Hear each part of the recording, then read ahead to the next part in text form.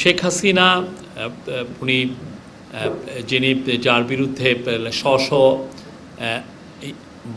ছেলে মেয়েদেরকে খুন করার অভিযোগ আছে, আপনি জানেন, ঢাকার বড় কসাই উনি, ওনার হচ্ছে বাংলাদেশের বুচার অফ বেঙ্গল।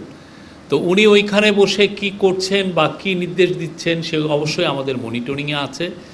কেউ যদি আওয়ামী লীগের অ্যাক্টিভিটিস ব্যান্ড বাংলাদেশে, এটা সরকার আদেশে এটা ব্যান্ড হয়েছে, এবং আওয়ামী লীগের অ্যাক্টিভিটিসের উপরে ইভেন আইসিটিও তারা তাদের প্রসিকিউশনে তাদের ট্রায়ালে আওয়ামী লীগের এই অভিযোগগুলো খতিয়ে দেখা হচ্ছে।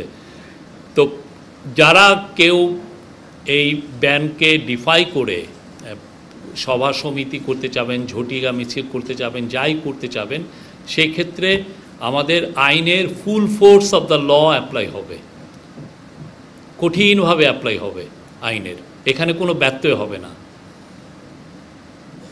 এই জায়গায় এই গভর্নমেন্ট 1 ইঞ্চি কাউকে ছাড় দেওয়া হবে না। কেউ যদি এটাকে একজন খুনি ফ্যাসিস্ট লিডারের দ্বারা উদ্বুদ্ধ হয়ে কেউ যদি ঝটিকা মিছিল করেন, তাকে আইনের আওতায় আনা হবে।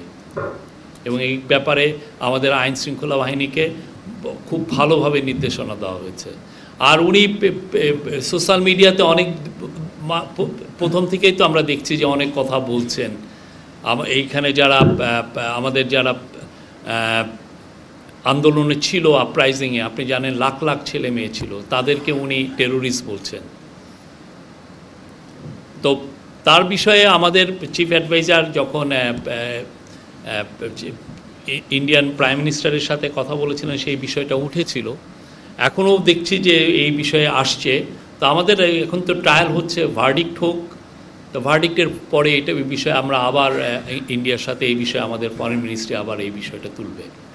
না, আগে আমরা চিঠি দিয়েছি না, তার এক্সট্রাডিশনের জন্য তো আমরা চিঠি দিয়ে রেখেছি।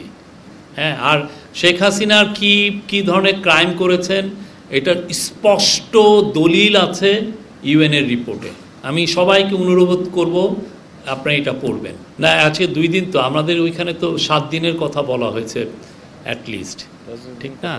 এখন ওনারা কি করছেন এটা আমাদের বিষয় নয়, এটা 7 দিন পরে আমার মনে হয় আপনি এই কোশ্চেনটা আবার করবেন।